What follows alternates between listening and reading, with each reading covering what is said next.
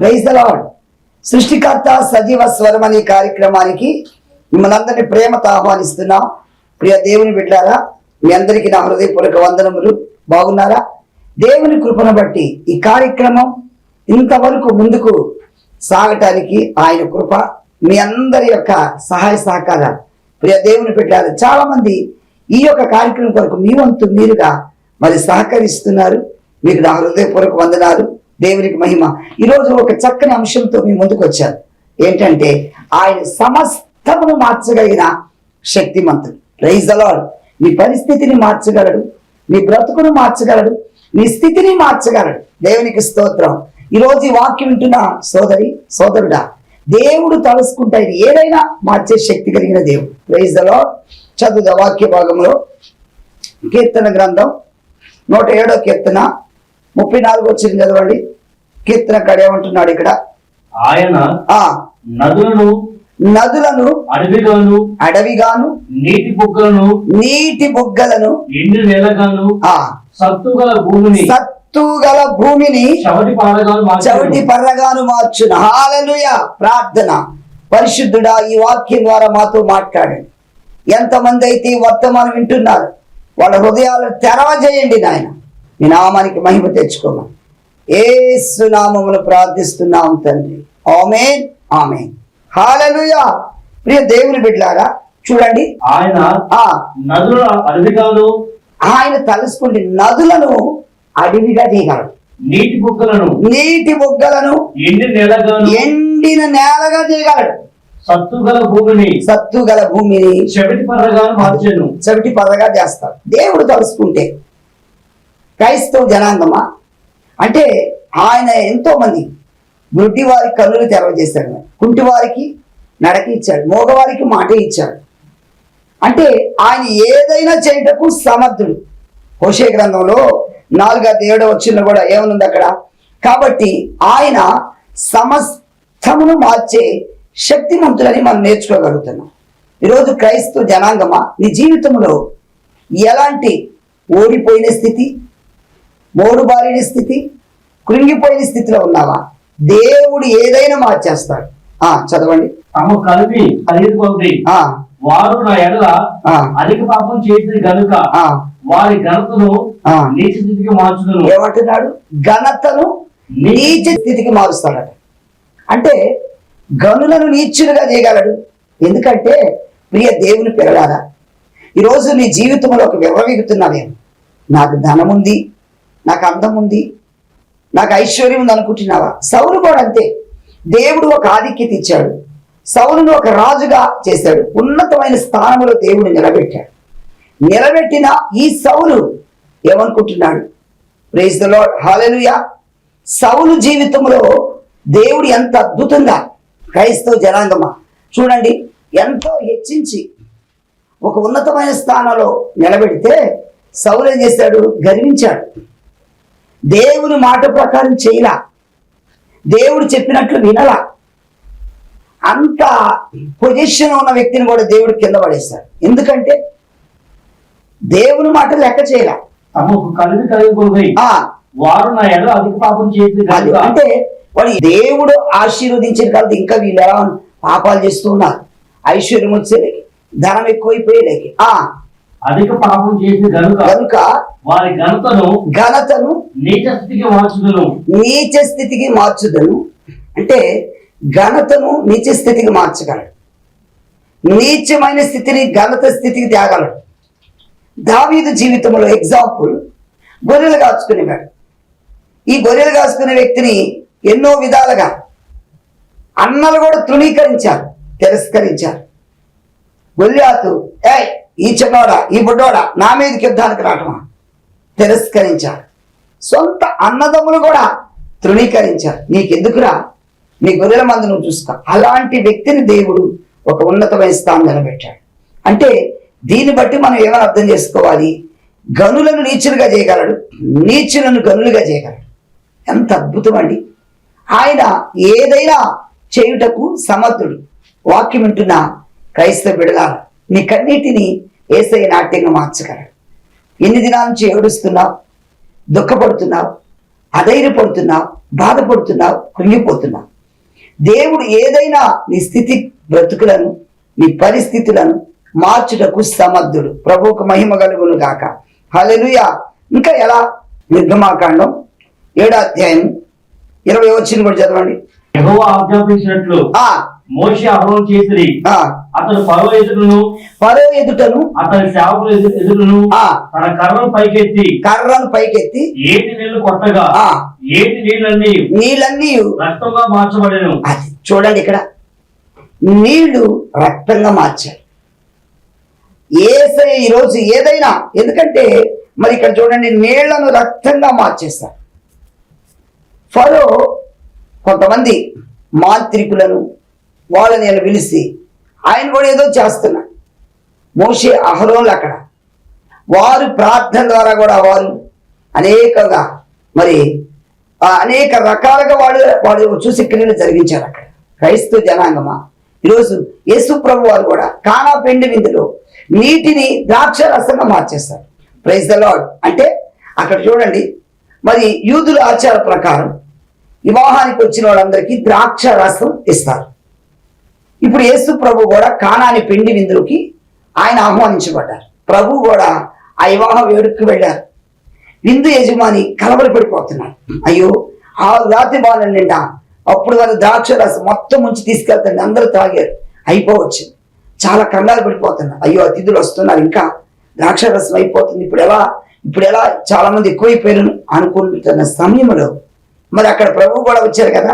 మరియా ఏం చేస్తుందంటే శిష్యులతో, ఇదిగో ఆయన ఎలా చెప్తే అలా చేయండి అయ్యా. మరి ఎందుకు అందరూ వస్తున్నారు, యజమాని పాపం భయపడిపోతున్నారు, బాధపడిపోతున్నారు, ద్రాక్ష రసం అయిపోయింది, నువ్వు తలుసుకుంటే ఏదైనా చేస్తావు అంటే మరియకు తెలుసు, యేసు ప్రభువులో ఉన్న శక్తి తెలుసు, ఆయన మహిమ తెలుసు, ఆయన ప్రభావం తెలుసు, ఆయన మహిమలు అన్ని ఆమె గుర్తెరిగారు. కాబట్టి వెంటనే ప్రభుతో చెప్పినప్పుడు ప్రభు అంటున్నాడు, ఇక 6 రాతి బాణాలను తీసుకురామా. అక్కడ ఉంటే వాటన్నిటినీ ద్రాక్షరసం అయిపోయింది కదా, అన్ని నేలతో నింపమను. చూడండి, ఆ ద్రాక్షరసానికి మరి అద్భుతంగా ఆ నీళ్ళు అవన్నీ ఆ రాతి బాణం నుండి 6 రాతి బాణం నీళ్లు నింపారు. ప్రియ దేవుని బిడ్డలారా, నేను కూడా ఆ ప్రాంతానికి వెళ్ళి దర్శించే కృప దేవుడు ఇచ్చాడు. 6 రాతి బాణలు అక్కడ ఉంటే వాటి నీళ్లతో నింపితే ఇప్పుడు వాటికి రంగు అంత అద్భుతంగా, నీళ్లకు చక్కగా ద్రాక్షరసం రంగు వచ్చింది, ద్రాక్షరసం టేస్ట్ వచ్చింది.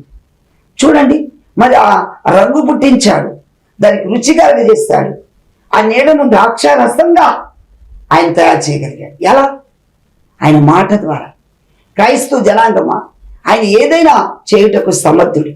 నీ జీవితంలో కృంగిపోతూ నిరాశ నిస్పృహలో ఉంటూ బాధపడుతూ నలిగిపోతున్నావు కదా, నా బ్రతికేంటి, నా జీవితం ఏంటి? చాలా మంది మా పిల్లలకి వివాహాలు అవ్వట్లేదని బాధపడేవాడు కొంతమంది, వివాహాలైన పిల్లల బొట్టలేదని కొంతమంది, మాకు సొంత ఇల్లు లేదని కొంతమంది, వయసు పెరిగిపోతుంది కానీ వివాహాలు కావట్లేదని కొంతమంది, నిరుద్యోగ స్థితిలో ఉండి ఉద్యోగం లేదని బాధపడేవాడు కొంతమంది. అయితే నువ్వు ఏ పరిస్థితిలో ఉన్నావు సోదరి, ఎలాంటి పరిస్థితిలో ఉన్నావు సోదరుడా, ఆయన స్థితిగతులను ఎరిగిన దేవుడు యేసయ్య. ఆయన ఏదైనా మార్చుటకు సమర్థుడని గుర్తెరుగు. వాక్యం వింటున్న ప్రియమైనటువంటి చెల్లి, ప్రియ తమ్ముడా, ప్రియ అక్క, ఈరోజు యేసయ్య నీ కోసం మాట్లాడుతున్నాడు. నువ్వు నలిగిపోతూ కృంగిపోతూ వాక్యం వింటున్నావు కదా, ఈ స్థితిలో నీ దీన స్థితి తెలుసు ఆయనకి, నీ దరిద్రపు స్థితి తెలుసు, నీ ఉన్నతమైన స్థితి, నీ కలిమి తెలుసు, లేమి తెలుసు, అన్నీ ఎరిగిన దేవుడు. ప్రభుకు మహిమ కలుగును కాక. ఈరోజు నువ్వు ఎలాంటి నిస్సహాయ స్థితిలో ఉన్నా కూడా ఆయన ఎరిగిన వాడు కనుక నీ పరిస్థితులను మార్చగలడు, నీ స్థితిగతులను మార్చగలడు. ప్రభునామానికి మహిమ కలుగును గాక. హల్లెలూయా. ఇంకా చూసినట్లయితే ఆయన అంగళార్పును నాట్యంగా మారుస్తాడు. నీ జీవితంలో ఏ ఏ విషయంలో అంగళారుస్తూ ఉన్నావు చూడండి. కీర్తనకాడు ఏమంటున్నాడు?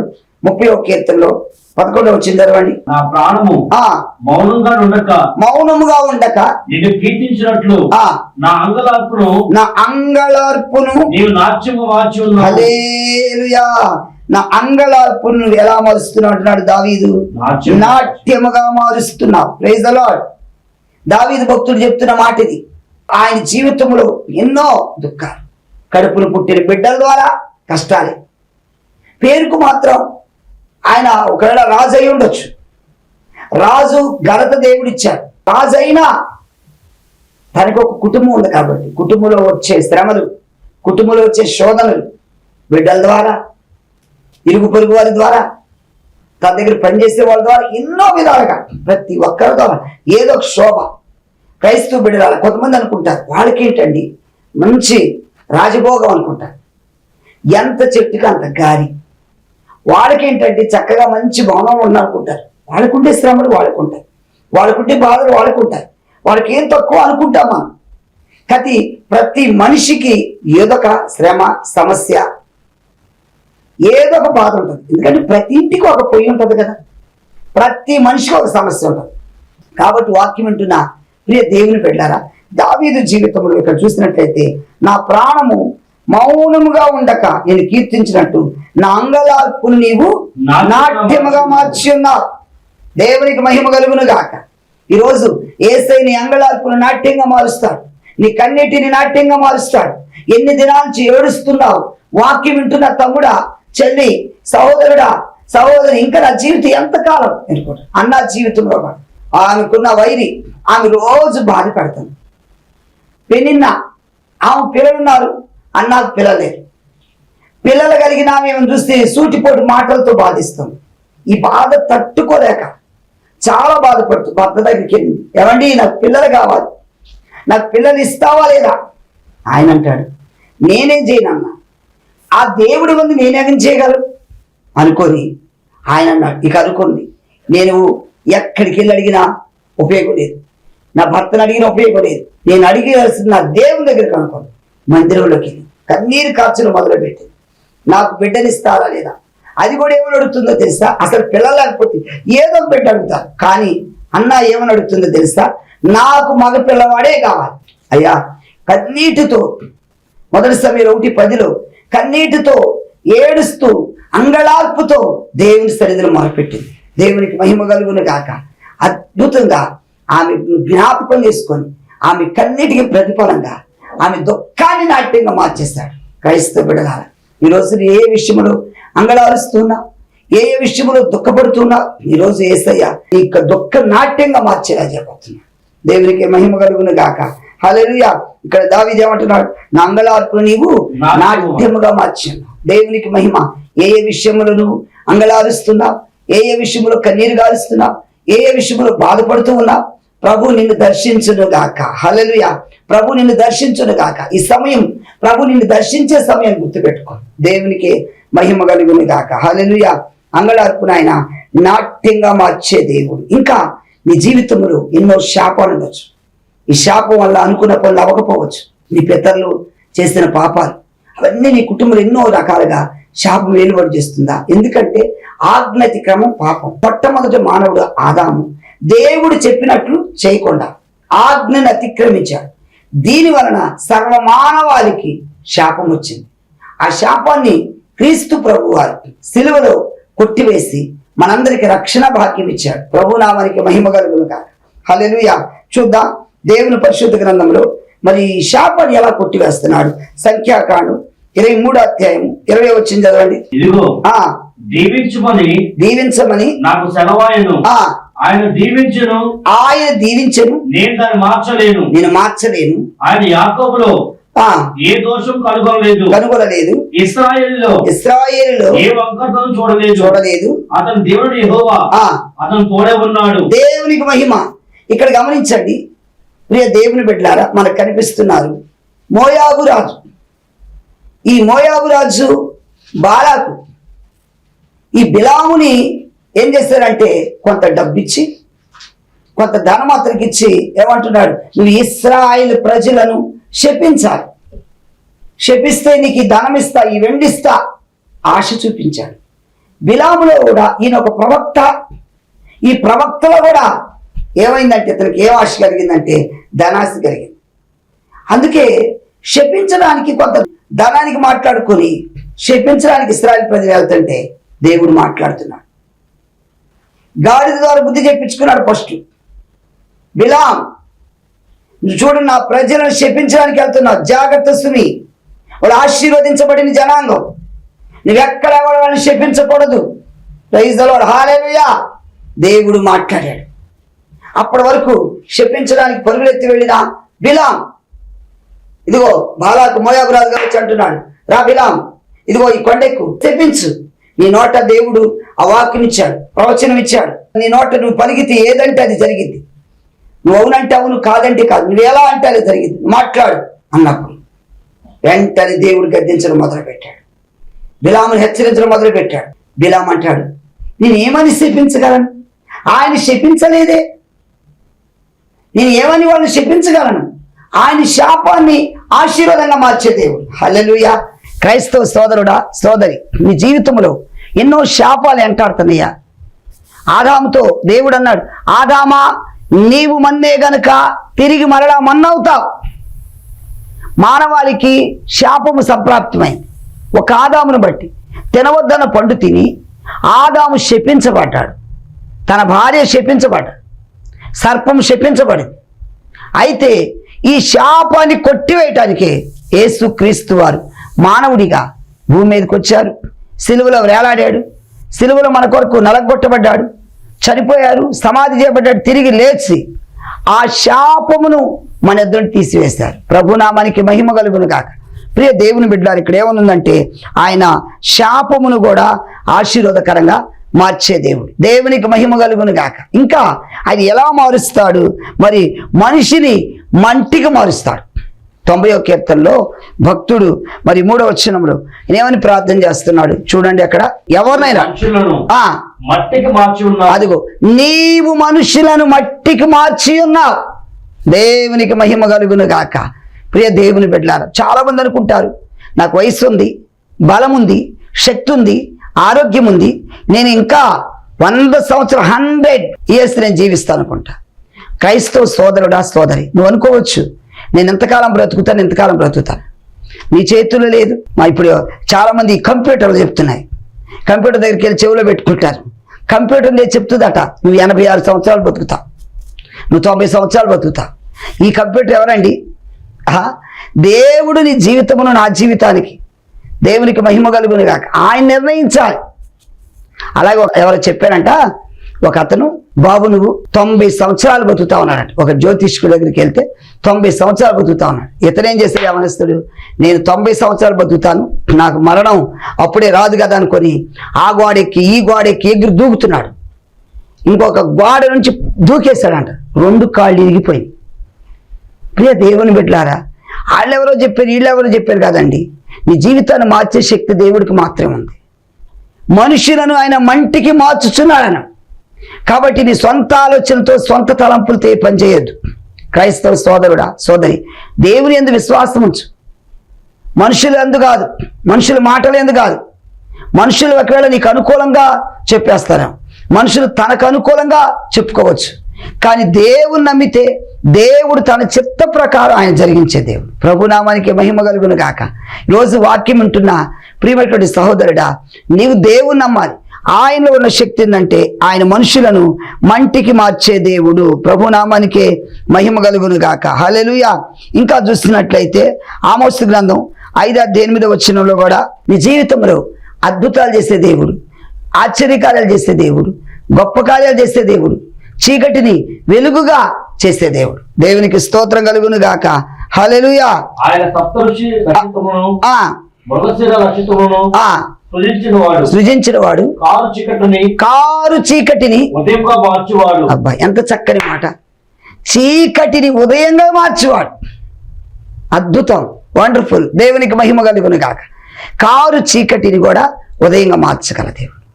అందుకే ఆయన భూమి మీద ఉద్భవించినప్పుడు గొప్ప వెలుగు ప్రకాశించింది. ఆ ప్రాంతం వద్ద భయంకరమైన చీకటి ఉద్భవించినప్పుడు గొప్ప వెలుగు ప్రకాశించింది. క్రైస్తవ బిడ్డలారా, ఇప్పటి వరకు నువ్వు చీకటి బ్రతుకులు జీవిస్తున్నావా? చీకటి కోణంలో ఉన్నావా? చీకటి బ్రతుకులతో ఉన్నావా? ఈరోజు దేవుడు మాట్లాడుతున్నాడు, నీ చీకటిని వెలుగుగా మారుస్తానన్నాడు. దేవునికి మహిమ కలుగును గాక. ఆశ్చర్యకరుడైన దేవుడు. ఇంకా ఎందుకంటే సౌలు ఏమనుకున్నాడు? నాకు బలం ఉంది, ధనం ఉంది, జ్ఞానం ఉంది, క్రైస్తవ్యాన్ని నిర్మూలన చేయాలనుకున్నాడు. చూడండి, దేవుని పరిశుద్ధ గ్రంథంలో ఆయన విర్రవీగుతూ ఆయన క్రైస్తవ్యాన్ని మరి ఎంతగానో దూషిస్తూ ప్రధానుల దగ్గర, అధికారుల దగ్గర ఒక చక్కగా పత్రాలు పుచ్చుకొని క్రైస్తవ్యాన్ని రూపుమాపాలనుకున్నాడు. ఈరోజు వాక్యం వింటున్న ప్రియ దేవుని బిడ్డలారా, నీ బ్రతుకును నా బ్రతుకును మార్చేది ఆయన మాత్రమే. చాలా కఠినంగా ఉన్నాడు. మరి అపోస్తలుల కార్యములు 9వ అధ్యాయం మొదటి నుంచి చదవండి. సౌలు ఇంకను హత్య చేయుటకును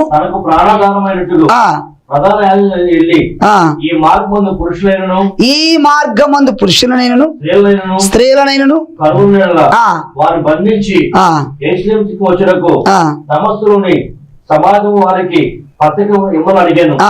అతడు ప్రయాణము చేసు దగ్గర వచ్చేప్పుడు అకస్మాత్తుగా ఆకాశము నుండి ఆమేన్ హల్లెలూయా. చూడండి, ఇప్పటి వరకు తను చేస్తున్న పని ఏంటి? క్రైస్తవులను నిర్మూలన చేయాలి, క్రైస్తవం లేకుండా చేయాలి. ప్రియ దేవుని బిడ్డలారా, ఈయన క్రైస్తవుని నిర్మూలన చేయాలనుకున్నాడు, క్రైస్తవులు లేకుండా చేయాలనుకున్నాడు. కానీ క్రీస్తుకు దాసుడయ్యాడు. అదే సౌలు తన జీవితాన్ని దేవుడు మార్చేశాడు. తన చీకటి కోణాన్ని వెలుగులోకి నడిపించాడు, చీకటి బ్రతుకును వెలుగుమయంగా చేశాడు. నేను క్రైస్తవును లేకుండా చేయాలని అధికారుల దగ్గర, ప్రధానుల దగ్గరికి వెళ్ళి పత్రాలు తెచ్చుకొని లైసెన్స్ పుచ్చుకొని వస్తున్నాడు. దమస్క మార్గమును వస్తున్న సమయం వేగంగా తను వాహనం మీద వస్తున్న సమయంలో ఏం జరిగిందో చూడండి. ప్రైజ్ ది లార్డ్, హల్లెలూయా. 3వ వచనం ఏముందంటే, అక్కడికి వచ్చినప్పుడు దమస్క మార్గంలోకి వచ్చినప్పుడు అకస్మాత్తుగా ఆకాశం వెలుగు తనున్న చుట్టూ ప్రకాశించాడు. దేవునికి మహిమ కలుగును గాక. అప్పుడు అతడు నేల మీద పడి సౌలా సౌలా నీవేళ దేవుడు మాట్లాడుతున్నాడు, ప్రభువే ప్రత్యక్షంగా మాట్లాడుతున్నాడు. నువ్వేళ నన్ను హింసిస్తున్నావయ్యా. ఈయనంటాడు, అయ్యా నువ్వెవరివి? నువ్వు హింసించుచున్న యేసును నేనే. హల్లెలూయా. ఆ వెలుగు చూడలేక తన కళ్ళు పోయాయి. ప్రకాశవంతమైన వెలుగు, ఆకాశము నుండి ఆ వెలుగు ఎప్పుడైతే ప్రకాశించారో చూడలేక తన కళ్ళు కనిపించలా. ప్రియ దేవుని బిడ్డలారా, చూడండి, ఆయన ఏమనుకున్నాడు? క్రైస్తవులను రూపుమాపాలి, క్రైస్తవులు లేకుండా చేయాలనుకున్నాడు. కానీ ఆయన జీవితం అంతా చీకటమయమైపోయింది. ఎప్పుడైతే మరలా ప్రభువారు అననీయతో చెప్పారు, నువ్వు వెళ్ళి అతని కొరకు ప్రార్థన చేయి, అతడు నా కొరకు ఎన్నో శ్రమలు అనుభవించవలసినది, అతను నేను ఏర్పరచుకున్న సాధనంగా ఉంటాడు, అతను నా గురించి సువార్త ప్రకటిస్తానన్నాడు. అతని గురించి అననీయ వచ్చి, సౌలా సహోదరుడా, ఇదిగో దేవుడు నాతో మాట్లాడాడు, లే దేవుని శక్తి పొందుకొని ప్రార్థన చేసినప్పుడు కళ్ళు తెరవబడ్డాయి. ప్రియమైనటువంటి క్రైస్తవ బిడ్డలారా, చూడండి, ఈరోజు దేవుళ్ళు అంత శక్తి ప్రభావం ఉంది. చీకటిని వెలుగుమయంగా చేస్తానన్న దేవుడు. కాబట్టి వాక్యం వింటున్న ప్రియ దేవుని బిడ్డలారా, ఈరోజు మరొక టైటిల్ ఏంటంటే, మన అంశం, ఆయన సమస్తమును మార్చగలిగిన దేవుడు. నీ బ్రతుకును మార్చగలడు, నీ స్థితిగతులు మార్చగలడు, నీ దారిద్ర్యాన్ని మార్చగలడు. అందుకు అన్న ప్రార్థన చేసింది. మొదటి సమయంలో 2వ అధ్యాయంలో 7వ వచనం కూడా ఆయన ఏదైనా మార్చు, దరిద్రులను పెంట కుప్పల నుండి పైకి లేవనెత్తే దేవుడు.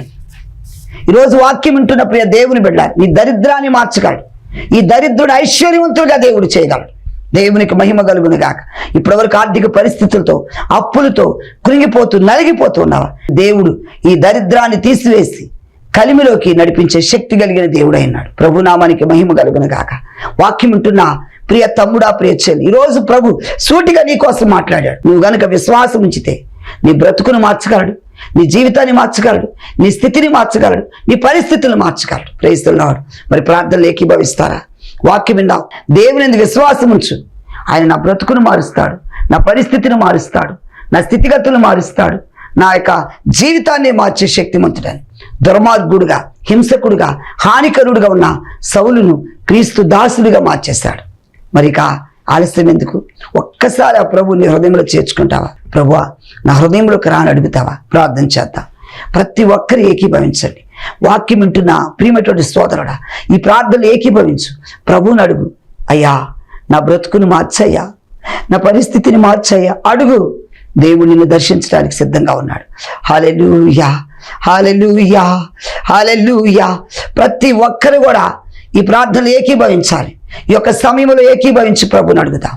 పరిశుద్ధుడా నీకు స్తోత్రములు, జీవము గల దేవా, సజీవుడా, నువ్వు సమస్తమును మార్చే శక్తిమంతుడు అని ఈ దినమున వాక్యం విన్నారు. విన్న వాక్యం ప్రతి హృదయములు ఫలింపు దయచేయండి. ఎవరైతే నాయన కన్నీటితో దుఃఖముతో నీ సన్నిధిలో కూర్చుని వాక్యం విన్నారు వారందరినీ దీవించండి. వారి దుఃఖాన్ని నాట్యంగా మార్చు, అంగలార్పు నాట్యంగా మార్చు దేవా. అయ్యా, వారి వేదనను దీవెనగా మార్చమని, వారి దరిద్రాన్ని ఐశ్వర్యంగా మార్చమని యేసు నామమున ప్రార్థిస్తున్నాము తండ్రి. ఆమేన్, ఆమేన్, హల్లెలూయా.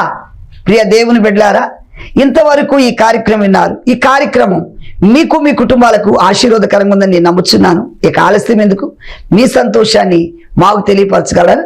నా అడ్రస్ పాస్టర్ చందోలు మోషే, మన్నా ప్రార్థనా మందిరం, విజయవాడ, రాముల వీధి, లంబాడీపేట. నా ఫోన్ నెంబర్ 9703467777. ప్రియ దేవుని బిడ్డలారా, ఎనీ టైం ఎప్పుడైనా మీరు కాల్ చేయొచ్చండి. మీరు ఏ టైంలో ఫోన్ చేసినా పర్వాలేదు, నో ప్రాబ్లం. మేము ప్రార్థించడానికి నేను నా ప్రార్థనా బృందం సిద్ధంగా ఉన్నా. అంత మాత్రమే కాదండి, ఈ కార్యక్రమం ఎంతో భారముతో విశ్వాసంతో మేము ముందుకు తీసుకెళ్తాం. దేవుడు గనుక నిన్ను ప్రేరేపిస్తే ఈ కార్యక్రమానికి నీ వంతుగా సహాయ సహకారాలు అందించవచ్చు.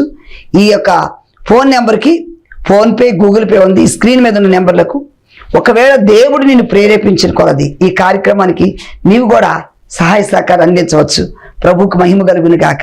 ఎందుకంటే దేవుడు ఇచ్చిన కొలదిని ఉన్నతంగా ఆశీర్వదించే దేవుడు గనక ఈ కార్యక్రమం మీ సహాయ సహకారాలు కూడా అందించండి. దేవునికి మహిమ కలుగును గాక. అంత మాత్రమే కాదండి, మరి మీరు ఇంకా ఎక్కువగా మా వర్తమానాలు వినాలనుకుంటే మా యూట్యూబ్ ఛానల్ ఉంది, చందోలు మోషే అని మీరు టైప్ చేస్తే మా వర్తమానాలన్నీ వస్తాయి. సబ్స్క్రైబ్ చేయడం మర్చిపోవద్దండి.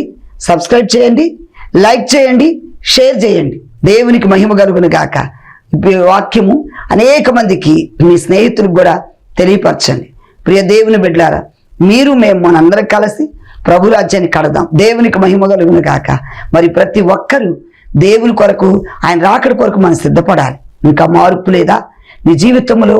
మరి ఒకవేళ నువ్వు నా బ్రతుకు ఎలా మారదేమనుకుంటున్నావు? ఆయన మార్చే శక్తివంతుడండి. ఆయన సమస్తమును సాధ్యమే. అయితే ఒక్కసారి ప్రభు దగ్గరికి వచ్చి పశ్చాత్తాపడి కన్నీటితో ప్రార్థన చేస్తే ఆయన ప్రేమామయుడు, క్షమించే దేవుడు, క్షమించడానికి సమర్థుడు. దేవునికి మహిమ కలుగును గాక. God bless you. Thank you. ప్రభు మిమ్మల్ని అందరినీ ఆశీర్వదించను గాక. మరలా కలుద్దాం. అప్పటి వరకు సెలవు. ఆమేన్.